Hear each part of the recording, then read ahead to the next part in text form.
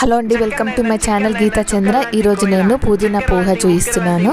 చాలా టేస్టీగా ఉంటుంది పుదీనా ఫ్లేవర్ తోటి. అందరూ ఒకసారి తప్పకుండా ట్రై చేయండి.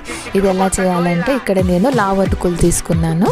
ఇవి 1.5 గ్లాస్ తీసుకొని కడిగి పెట్టుకోవాలి. ఇప్పుడు స్టవ్ ఆన్ చేసుకొని కడాయి పెట్టుకొని ఒక 2 టేబుల్ స్పూన్లు ఆయిల్ వేసి అరకప్పు పల్లీలు, పోపు దినుసులు వేసి వేపాలి.